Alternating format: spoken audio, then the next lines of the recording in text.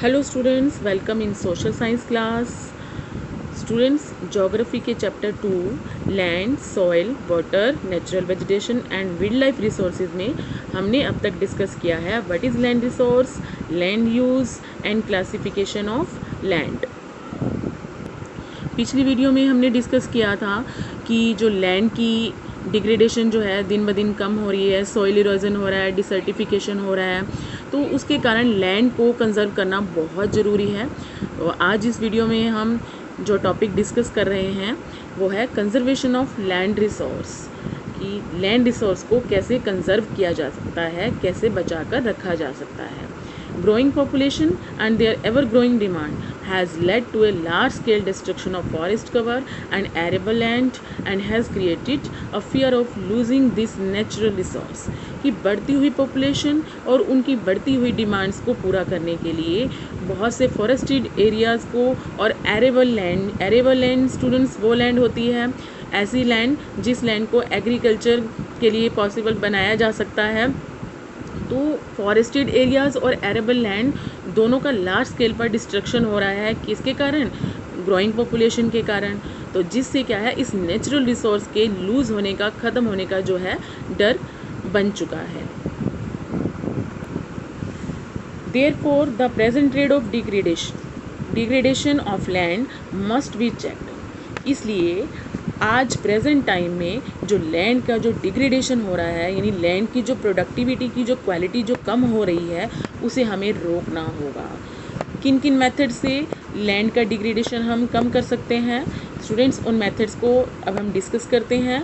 First method है afforestation, land reclamation, regulated use of chemical pesticides and fertilizers and checks on overgrazing are some of the common methods used to conserve land resources.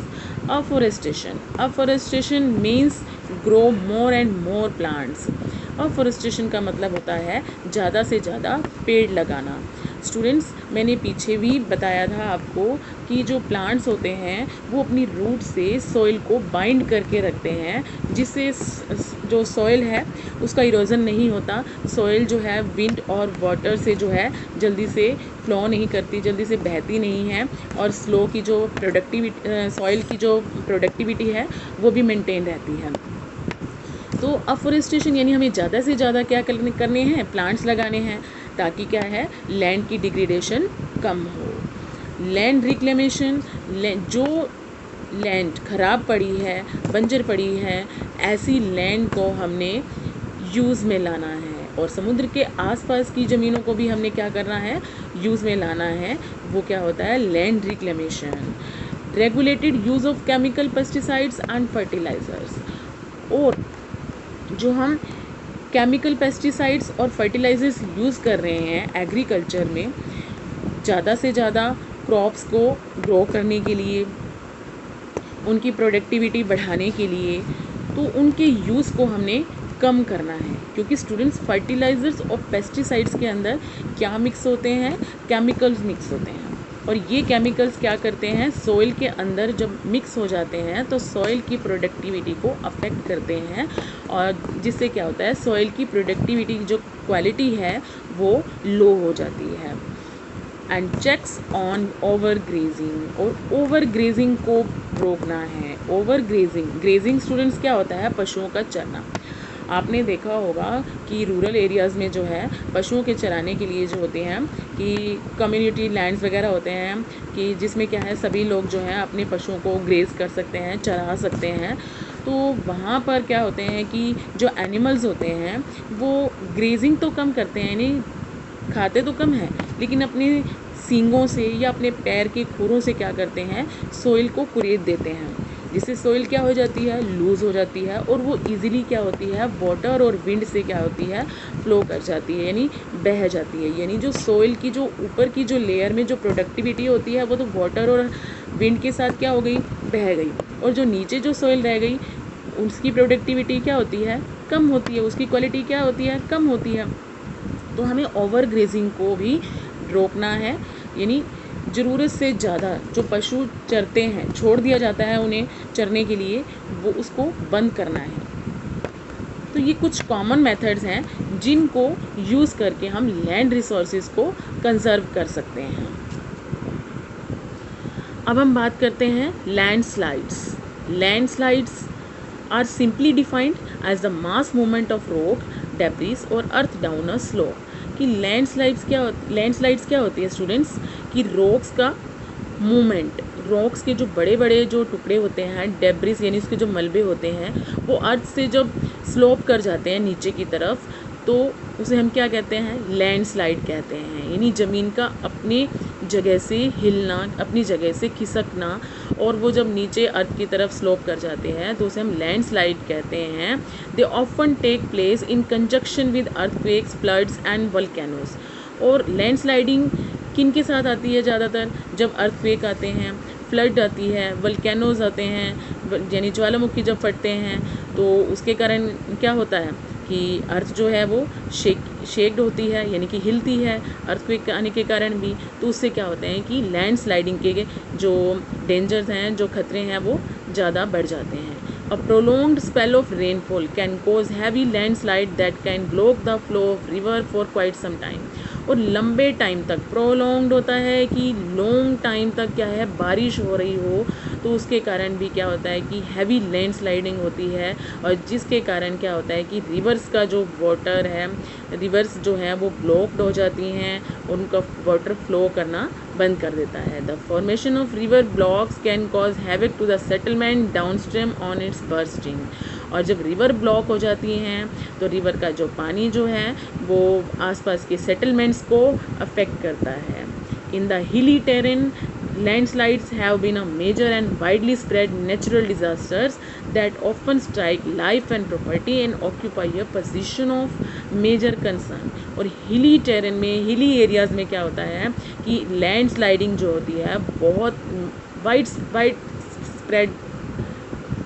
Spread होती है। ये कि hilly areas में जो होता है landsliding बहुत ज़्यादा होती है, और जिसके कारण लाइफ और प्रॉपर्टी का जो होता है वो बहुत नुकसान होता है।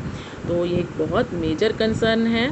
तो इसे हमें लैंडस्लाइडिंग को रोकना है, और इसे रोकने के लिए हमें कुछ टेक्निक्स फॉलो करनी पड़ेगी। उन टेक्निक्स के बारे में जो है हम डिस्कस करते हैं।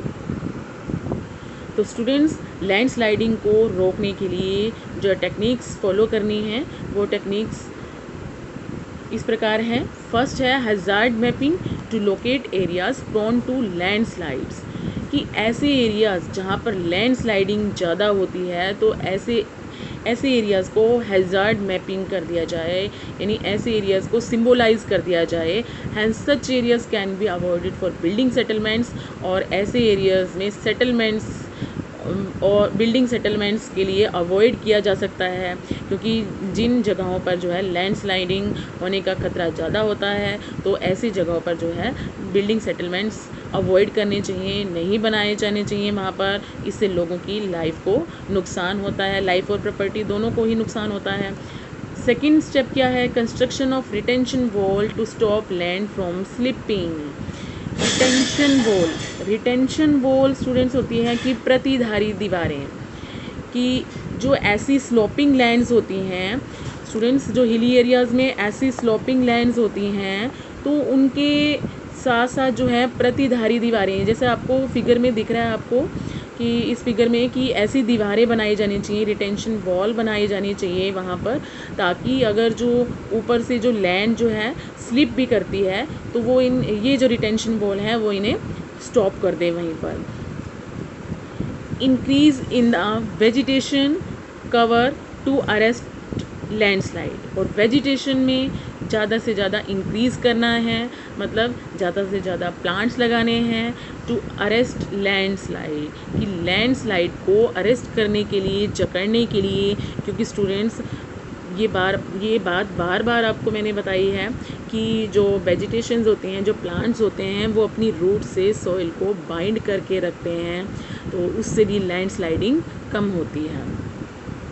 The surface drainage control works to control the movement of landslide along with rain water and spring balls.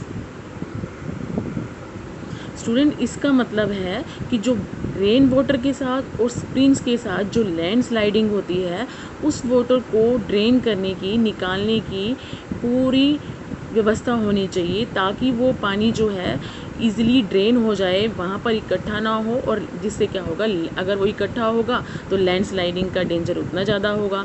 तो इसलिए क्या है, जो वाटर, जो रेन वाटर होता है और स्प्रिंग जो फ्लोज करते हैं, तो उनको ड्रेन करने के लिए ज़्यादा से ज़्यादा कोशिश करनी चाहिए, तो जिससे क्या होगा, लैंडस्लाइडिंग का जो डेंजर है वो कम होगा। तो स्टूडेंट्स, अगर आपको मेरी वीडियो पसंद आई तो आप प्लीज़ इसे सब्सक्राइब और लाइक करें। Thank you.